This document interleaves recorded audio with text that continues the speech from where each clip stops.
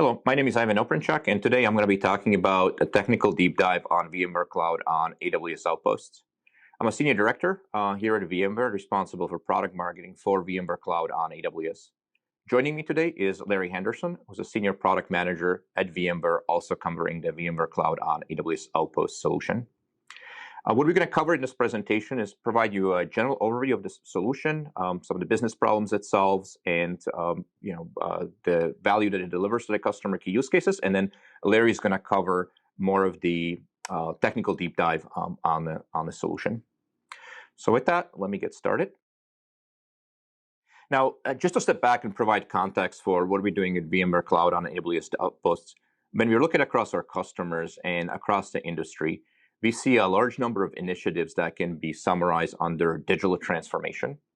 This is something that customers have been doing for a number of years, but with the pandemic over the last year and a half or so, these initiatives have accelerated because many customers had to convert their physical processes that they had into a virtual one, into a digital ones, and that's accelerating how quickly customers are adapting different digital technologies. In fact, when we look at the entire direct digital transformation as a market, as an industry, it's estimated to be almost $7 trillion and growing about 16% year over year over the next couple of years. Now, this is the area of digital transformation covers a large number of technologies. Delivering modern IT infrastructure is one of the core pillars of this transformation. And VMware Cloud on AWS Outposts is a product and service and a technology that fits into this area. Now, when we look at digital transformation, there are a number of different technical transitions and technology transitions that are happening. Public cloud infrastructure has been a key enabler of digital transformation. Cloud delivers customers innovative services. It delivers customers agility. It delivers them a lot more flexibility in terms of how they're running their applications and how they're paying for their applications. Whether it's through the ability to scale on demand very quickly, whether it's outsourcing the operation to a cloud provider, whether it's taking advantage of a very granular cloud consumption models or accessing innovative services.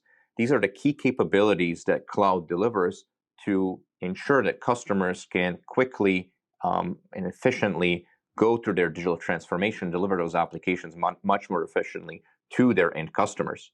One of the examples of this is VMware Cloud on AWS, which is a joint offering that we had between VMware and AWS that released a few years ago into the market and provides all these key capabilities that I just talked about.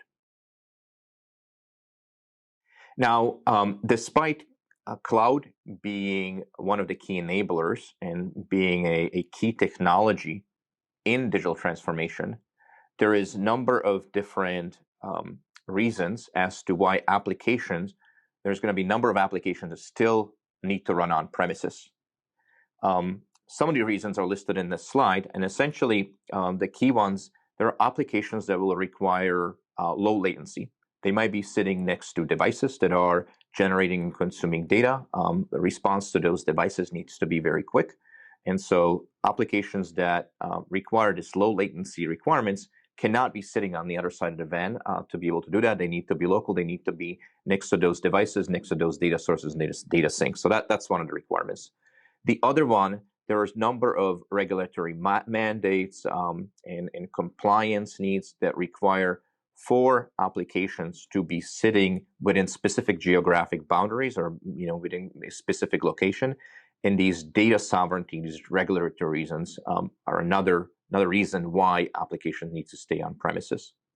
And another big reason is certain applications either generate or consume large amount of data. It would be prohibitively expensive and time consuming to send this data over a WAN link to a cloud.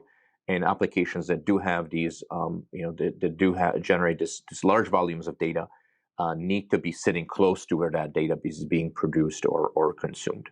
So these are some of the three reasons that we see why applications still continue running on premises. Now, however, with all the innovations and all the market transitions that have been happening in cloud, our customers are demanding that some of that innovation, where appropriate and where it makes sense, is actually available on premises. And there is another trend going on across the technology industry where cloud capabilities and cloud operating models are coming back on premises. And in fact, the industry analysts are predicting that this is going to be the next big thing, the next big trend, where customers are consuming cloud in a distributed fashion. Applications live wherever those applications, whichever environment best meets those applications requirements. And those applications might be distributed, whether they're in someplace in centralized cloud, whether they're at an edge location, or they're sitting in a data center. So the ability to deliver local cloud infrastructure is one of the key trends that we're seeing. In fact, analyst IDC is predicting that this is going to be almost an $8 billion market by 2025. It's just delivering this dedicated cloud infrastructure as a service, on premises or at edge locations. Now, VMware and AWS have jointly collaborated to deliver offerings to our customers that essentially enable them to deploy applications wherever those applications requirements are best met, and specifically by delivering a number of hybrid cloud solution services and offerings to the market. We started this partnership about 5 years ago. Initially, we focused on taking VMware technologies and delivering them in AWS data center. This is the VMware Cloud on AWS offering. And over time, we grew that in terms of making it available to our public sector customers, and making sure that AWS customers can also purchase it through AWS, and then really declaring that AWS is VMware's preferred public cloud partner, and likewise, VMware Cloud OS is AWS's preferred service for vSphere-based workloads. And just about a month ago, we are happy to announce that VMware Cloud on AWS Outposts, which is our on-prem offering, is now generally available to our customers. And essentially what we're trying to do with all these offerings and all these services that we have is deliver best of what VMware has to offer, the leader in on-premises data center technologies, together with the leader in public cloud, taking best of those technologies and essentially delivering the best of both worlds to our customers, whether they're looking at their on public cloud footprint or they're looking at on-premises footprint, and now with VMware Cloud OS Outposts, joining them together, delivering a deeply integrated hybrid cloud solution. Now, that's kind of generally in terms of what's going on in the industry and a bit about our collaboration on this offering. Now, just to provide a little bit of an overview of VMware Cloud on AWS Outposts, and Larry will talk through all the details. So let me just lay it out here. So what we've done with VMware Cloud OS Outposts, we have taken the VMware software-defined data center. This is our compute, storage, networking, vSphere, NSX, vSAN, along with the vCenter management, is running on top of the bare metal AWS Outposts infrastructure, the bare metal instances, and it's running on premises. Now, because it's VMware on bare metal, customers get the same performance, scalability, resilience, security that they're accustomed to having from VMware, but they're getting it on the next generation high performance hardware from AWS on the bare metal AWS Outposts hardware. Now, this is a fully managed service, with VMware being a single point of contact for support. AWS is involved in it, provides proactive monitoring on the hardware, and we'll talk about those details later, but it is a fully managed service. Now, this infrastructure, because it's based on VMware, it's the same technologies and capabilities customers are running on premises. Customers get that consistency and familiarity with what they've been running on premises. Now they get it with VMware Cloud OS, an Outpost running on AWS hardware. Because it's the same infrastructure base, customers can also easily migrate, port, move over their workloads into VMware Cloud OS Outposts and to other VMware-based environments should they choose to do so. That's enabled with VMware HCX, which is our cloud-to-cloud interconnect technology that essentially allows customers to migrate large number of applications at scale, without any changes. In fact, they can, move running applications using vMotion from one environment to the other, including the VMware Cloud on AWS Outposts. Now, we have, even though it's VMware running on hardware, we also wanted to make sure that the some of the key characteristics, some of the key attributes and features of the cloud are present in this offering. And so the notion of being providing resiliency, providing a degree of scalability on premises is preserved in this offering, and we'll talk about details a little bit later. One of the key advantages, one of the key benefits that we've done with this environment is, integrated back with what is running in the AWS cloud, specifically VMware Cloud on AWS. That gives our customers the ability to easily scale the capacity should they want to go from on-premises into cloud, as well as it gives them access to over 200 plus regional services that AWS is providing, so they can enrich their applications or they can take advantage of these services. Overall, probably the best way of thinking about this offering is single, fully managed end-to-end hybrid cloud as a service, where you have fully compatible software on both sides, or it's public and private cloud, and you have the same operator of that service on both sides. So you have full end-to-end managed hybrid cloud as a service. The other reason is around delivering the VMware software on top of next generation AWS Outposts hardware. What we're leveraging is the high performance Nitro based bare metal that Amazon has available. This infrastructure has been built in with additional dark node capacity. Essentially, there's a capacity within the racks that we're offering that allows us to provide additional level of resiliency and built-in redundancy doing so. The Nitro system has been designed from ground up to be secure and have additional levels of security control. So it's a very secure environment. And then because it's VMware software-defined data center with all the capabilities that we're offering for developers, it is an infrastructure that customers can procure and make very quickly available to their developers. And they can get this infrastructure procured in a matter of weeks, and they don't have to spend months assembling, waiting it, and putting it together. So we allow them to essentially get a developer infrastructure on a very short time frame. And then finally, when you look at the hybrid cloud, VMware Cloud on AWS traditionally, by being able to connect to VMware infrastructure on premises, created the hybrid cloud. However, that hybrid cloud, customers still manage their on-premises infrastructure, and the capability of that infrastructure might have been very different. Now, with VMware Cloud on AWS, you're essentially getting the same VMware SDDC that is hosted in VMware Cloud on AWS. Now you're getting it on top of the AWS Outposts hardware on premises, so that gives you a consistent capabilities across these different environments. But it also gives you, the same operator that's running your public cloud is now also running your private cloud, and essentially the entire thing can think of it as a hybrid cloud as a service. You get operational consistency end to end, and you get the familiar tools on both sides, and you can use the same skill sets that you have.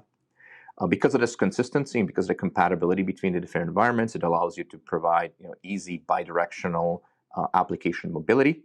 You can easily extend to cloud if you need additional capacity, and the entire environment's been validated for a large number of third-party solutions from our partner ecosystem. We have over 300 validated solutions that run both on the VMware Cloud and on Outposts on premises, as well as in VMware Cloud on AWS itself.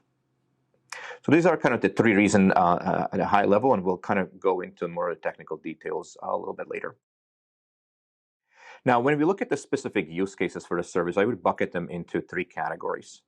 The first category addresses some of the needs that I talked about earlier, which is customers have a need to run applications on premises because of low latency requirements, because they need to process data locally, or because there is mandatory or policy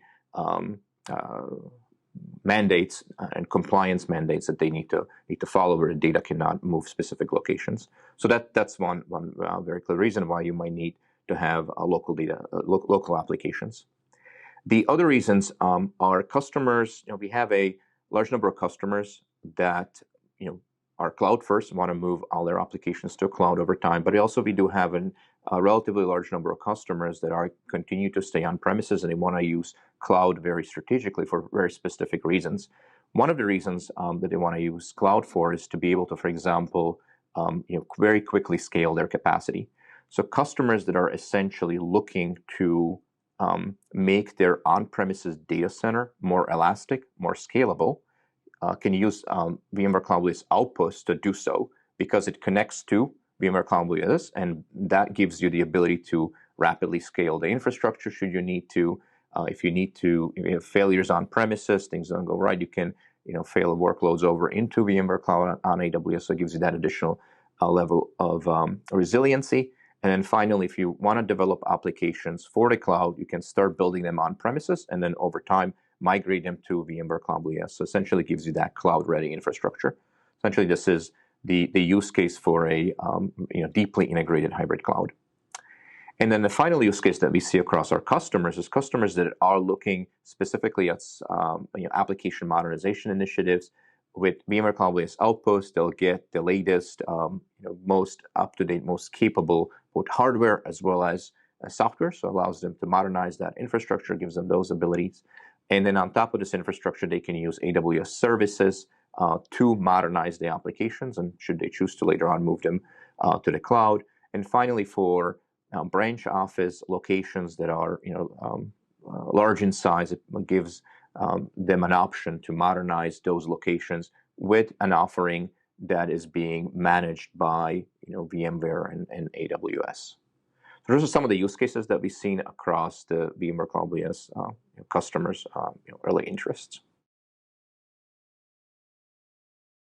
Now, in terms of what this offering helps our customers to do, I would kind of bucketize it into three things.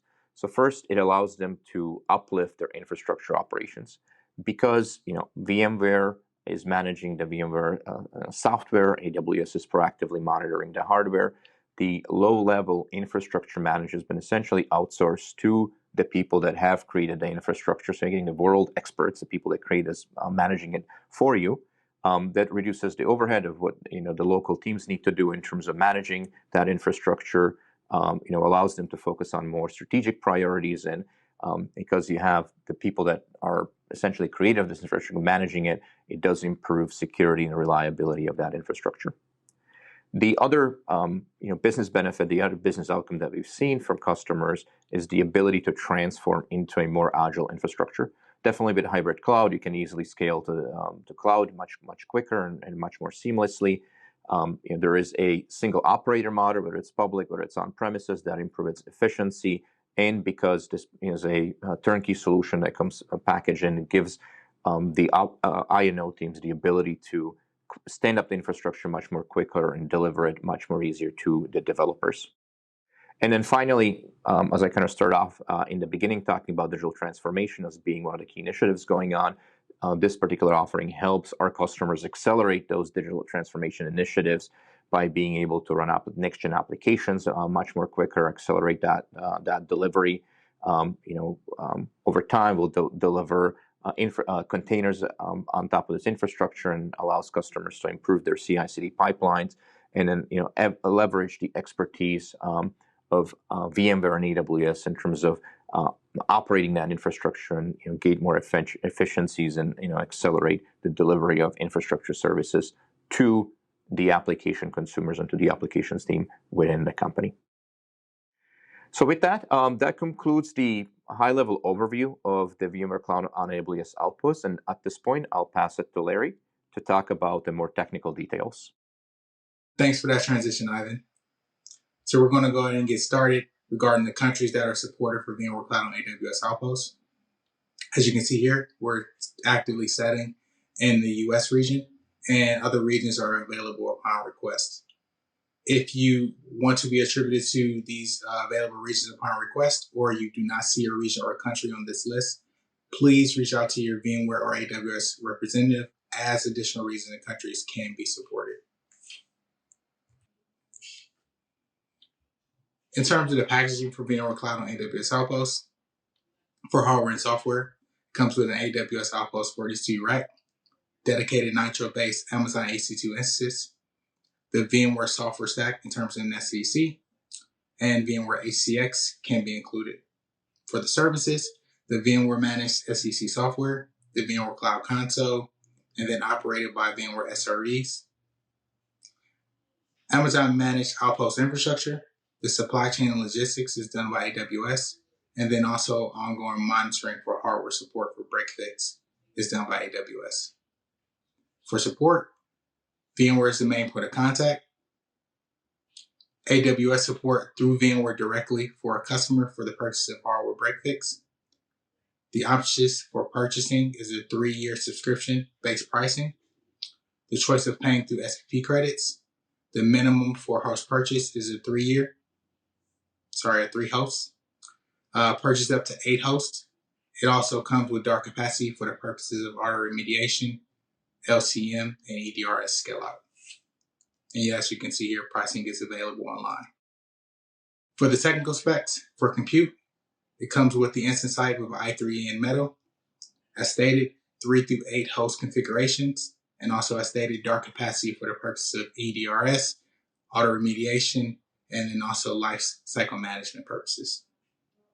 Storage and compute, up to 45 terabytes of raw capacity, up to 40 terabytes of usable storage depending on your RAID and FTT settings, 768 gigs of RAM, 48 physical cores, and up to 96 logical cores.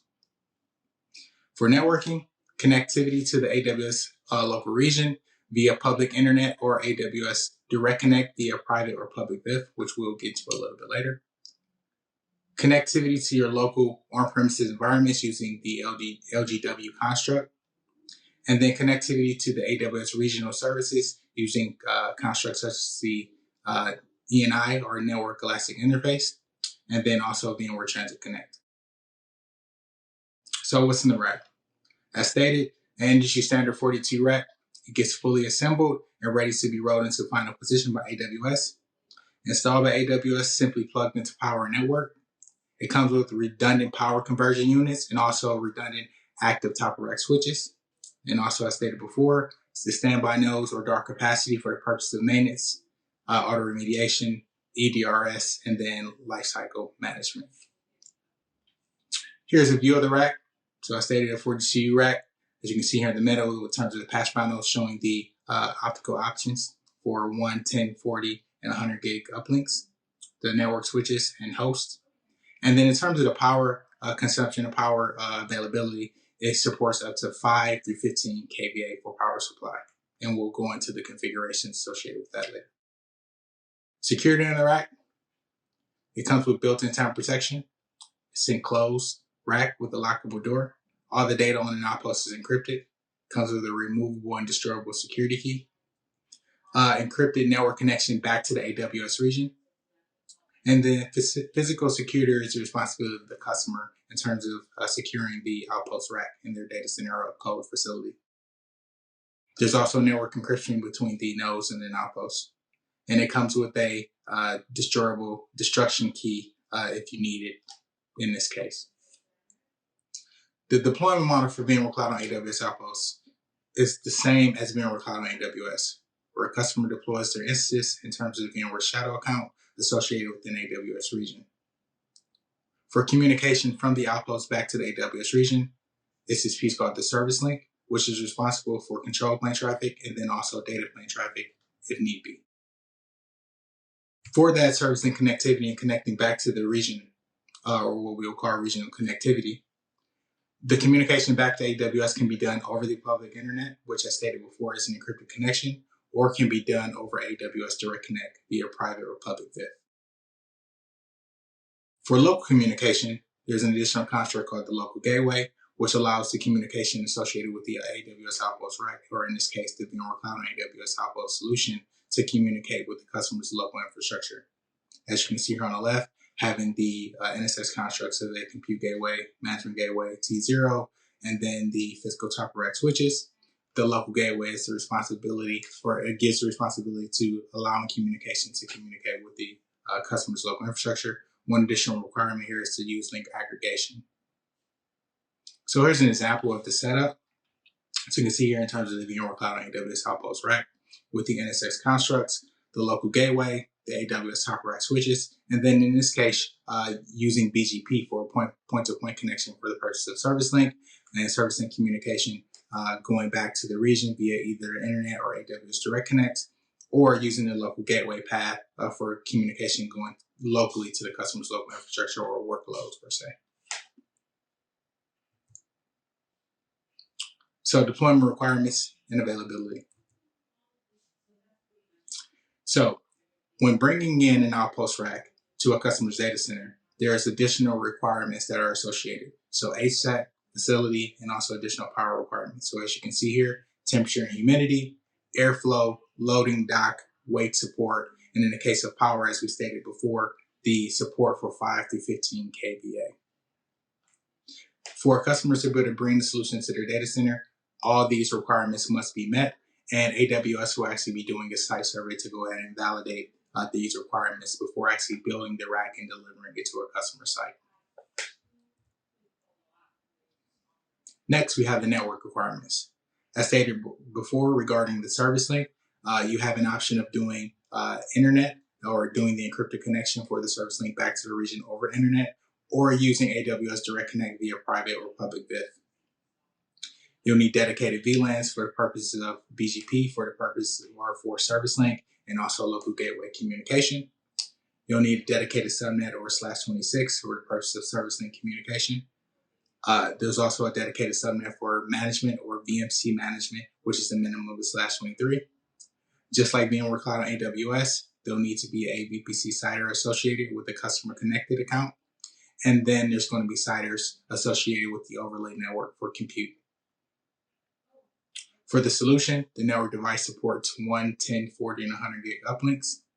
There's a minimum of 1 gig bandwidth for the service link, and then less than 150 milliseconds between the parent and rack location. In terms of the fiber types, the solution supports single mode fiber and also multi-mode fiber. Some additional requirements are associated with the account. So to deploy VMware Cloud on AWS Outposts and also to order VMware Cloud on AWS Outposts, the customer will need a VMware Cloud /account,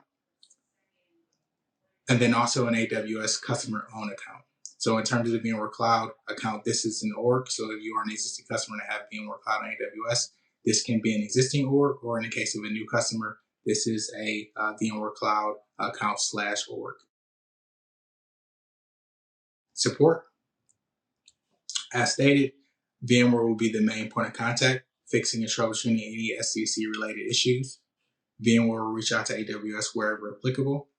Customers can use the support tab or chat functions as used today in terms of VMware Cloud on AWS and the VMware Cloud console. AWS supports hardware break fix, instance replacement, and then hardware troubleshooting.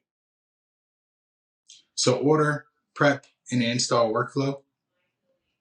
So the sales process and then the workshops associated can be interchangeable. In terms of the workshops, what we'll do here, and this doesn't matter if this is done through AWS via AWS resale or directly through VMware, the solutions architects or solution engineers will work with a customer to fully realize the solution, understand the solution from a technical perspective, all the requirements associated, and then also potentially help a customer to build out their solution from an architecture perspective. Once all that information is realized, the customer then can go to the VMware Cloud console, of course, after finishing the sales process and receiving their link to access to the VMware Cloud. Go into the VMware Cloud console and actually order their VMware Cloud on AWS Outposts.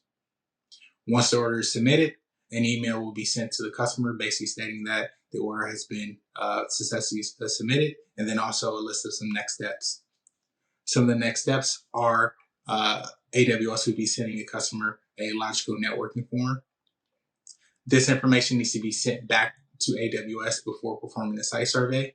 In terms of what's included there, the logical networking piece is associated with the subnets that we were speaking about before, and also ASN information associated with BGP. In terms of the information being sent back to AWS, once that information is sent back, AWS will be scheduling the site survey with the customer. Within this time frame, the customer also needs to be doing an implementation of those configurations associated with networking power and also in terms of facilities, as AWS would be doing this site survey to do this full validation of all this information end to end. AWS will conduct the site survey, and then once the site survey is done and signed off on, AWS will then build the rack. AWS will schedule the rack delivery with the customer. AWS will deliver the rack. There's some additional provisioning that needs to be done and validation that needs to be done, which can take up from 3 to 5 days. At that point in time, once the rack is been fully configured and validated and available for deployment, VMware will then notify the customer that the rack is ready for deployment, and then the customer can go in and deploy their SDC. So now we have a demo, and this goes through the order workflow, and we'll watch this now. Thank you. Hello. Today we're going to walk through the process of how to order a VMware Cloud on AWS Outpost. My name is Larry Henderson, Product Manager for VMware Cloud on AWS at VMware. Before we get started, this assumes the customer has already been working with VMware or AWS sales to purchase a solution, and that the customer has had a series of workshops with either VMware Solutions Architects or Solutions Engineers or AWS VMC-related Solutions Architects or Specialists. A couple basic requirements for ordering: a VMware Cloud account /org, a general understanding of the solution, desired instance amount or configuration, an understanding of or can speak to the facility requirements, cooling requirements, power requirements, and networking requirements. And lastly, a customer AWS account. So let's get started. The ability to order a VMware Cloud on AWS Outposts is available to new and existing VMware Cloud on AWS customers. For our example today, we are walking through the process as a new customer. The start point today is a customer who just received their Welcome to VMware Cloud on AWS Outposts email. From here, we will click the Join VMware Cloud Services link. This will take us to the VMware Cloud Services console, where we will follow the standardized process as a first-timer to the Cloud Services console by creating an account, populating the necessary information, including identity and payment. From there, we will be taken to the VMware Cloud landing page, where we will click to expand the VMware Cloud on AWS Outposts tab. There's a choice to order now or learn more, which will provide a brief overview of the solution. Taking the Learn More path, the next step will be to click Order a VMware Cloud on AWS Outposts.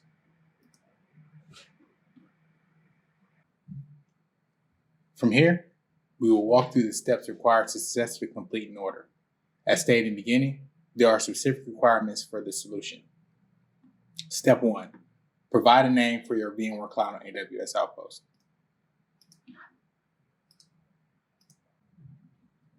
Step 2, connect to your AWS account. This also follows the standard VMware Cloud on AWS account linking process, where as a new customer, you will click the Open AWS console with CloudFormation template link, sign into your account, choose the region where you plan to deploy your VMware Cloud on AWS Outposts, and run the CloudFormation template. Once completed, your account will be linked, and the VMware Cloud console will show the following.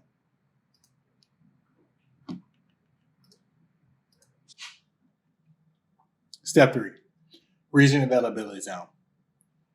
Select the region and availability zone where your VMware Cloud on AWS Outposts will be connected. Note, the connection must be to a VMware Cloud on AWS supported region, as it will be shown in the dropdown during your order. However, if your location is in a country/region where VMware Cloud is not supported, please consult your VMware or AWS representative, as supportability may be available as long as there's a connection back to a VMware Cloud supported region. For today, we're going to be choosing US East Ohio as our region and US East 2A as our availability zone.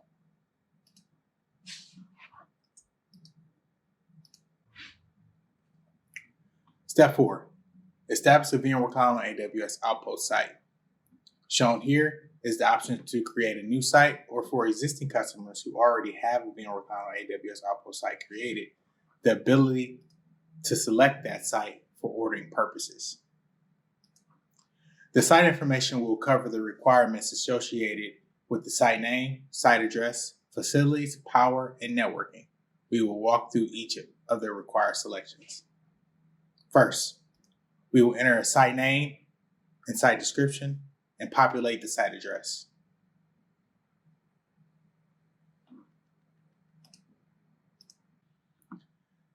Next are the facility condition requirements. Does your site meet the requirements as shown here? The specific temperature and humidity range and airflow requirements. If so, select yes and continue. Facility clearance requirements. Loading dock accommodation of 94 inches high, 54 inches wide, and 48 inches deep, with the ability to provide a clear access path to the rack's final rack position. If your site doesn't meet these requirements, select yes and continue. Next, we have the rack position requirements. Max weight. Each site is different. Provide the max weight your site can support. Shown here as a selection of 2,000 plus pounds. There's also a drop down for lesser weight. Bracing requirements. Does your site have bracing requirements? If so, specify here. If there are no requirements, select no. Installation equipment. During the delivery of your VMware Cloud on AWS Outposts rack, will AWS be able to bring installation and equipment into the site, i.e. an AWS owned laptop? If so, select yes. If no, select no. Moving on to power information. Power draw. How much primary power will be available at the rack's position? The supported options for VMware Cloud on AWS Outposts are 5, 10, or 15 kVA, depending on your selected host count. If there is a question on the power draw of your selection, please consult your VMware AWS representative to ensure you select the correct power draw. For today's order, we are choosing 15 kVA. Upstream breaker. Do you have a 30 or 32 amp breaker at this position? Specify yes or no. Power option. Will you provide single or three-phase power at this position? For today's order, we will be selecting three-phase power. Power connector. To connect the VMware Cloud on AWS Outposts to your power source, what power connections will best suffice for you? When ordering, there are options in the drop-down.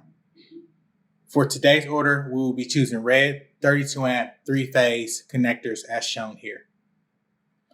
Power feed drop. At the position, will the power come from above or below the rack? We will be selecting above the rack. Last for power, redundancy at the position. Will there be redundant power connections? We are selecting yes for today's order. Note, for more information on power requirements for VMware Cloud on AWS Outposts can be found online at both AWS and VMware. If there are questions, please consult your VMware or AWS representative. And last, for the site requirements, networking for installation. Uplink speed. As seen here, there are the options of 1, 10, 40, or 100 gig uplinks. As shown, we are selecting 10 gig for today's order. Number of uplinks. There are 2 devices or top-of-rack switches per rack. How many would you use to connect to your network? Our selection is 2, meaning a total of 4 per rack. Fiber type and optical standard. The rack supports single mode or multi-mode fiber. Depending on the choice, we'll define the optical standard. Different selections are available in the drop-down. For today's order, we are choosing multi-mode fiber and 10G base SR for optical standard. Network redundancy. Will you be providing redundant devices, allowing for both devices in the VMC on AWS Outposts rack to connect to? In our order today, we'll be selecting yes. Next is capacity. Here you would choose the host count based on your planned purchase for VMware Cloud on AWS Outposts. As shown here, we are selecting a total of 6 instances. The summary includes the instance type of i3 in metal with the number of hosts being 6 and the total capacity.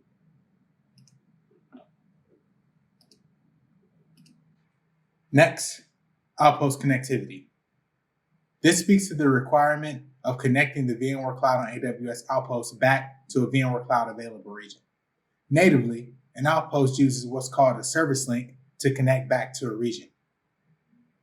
The options for that connectivity are by default over the internet, which a customer provides internet access and the Outpost calls home to AWS.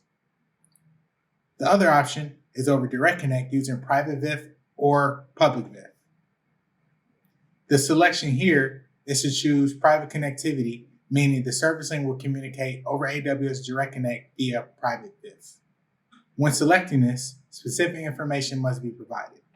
Note, different than native AWS Outposts, the private connectivity VPC must be associated with the VMware Shadow account. With that said, a customer will still have to do the standard Direct Connect setup and private VIF creation in their AWS account and share the private VIF with the VMware Shadow account. For more details on this, please consult your VMware or AWS representative. When making this selection, we show what's required here. A private connectivity CIDR. This is a minimum of a /25, but we recommend a /24 for the purpose of growth.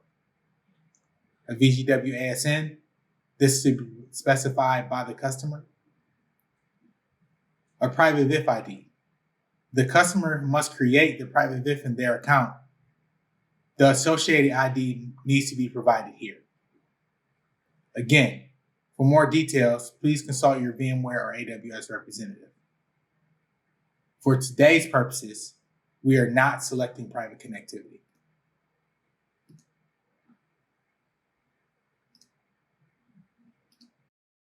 Payment term. VMware Cloud on AWS Outposts payment options are only 3-year upfront. Specific details about this can be discussed with your VMware or AWS sales representative. For the purpose of this section, there is nothing to be selected here. Click Next. The last step before order submission, review and acknowledgement. Shown here is a general order summary. The name of the outpost, your AWS account number, the selected region and availability zone, the associated site, host capacity, the connectivity choice, and lastly, the payment term. Note, the numbers shown here do not represent the actual cost of the solution. Before submitting the order, acknowledgement that the term charges start only after the successful deployment of the first SDDC on the VMware Cloud on AWS Outposts rack. Pricing is based on the subscription period. And finally, the approximate delivery time frame. Note, the delivery time frame is just that, approximate. Please work with your VMware or AWS representative on actual delivery time frames and dates. The last thing to do here is submit your order.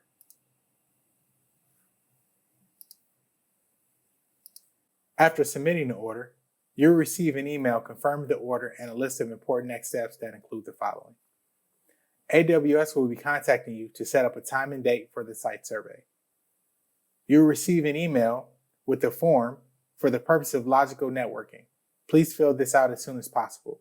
Note, the information will be covered as part of the workshops and should not come as a surprise. If there are any questions on what's required, please contact your VMware AWS representative. It will also let you know that you can track the status of your order in the VMware Cloud console as shown here. This concludes the order process for VMware Cloud on AWS Outposts.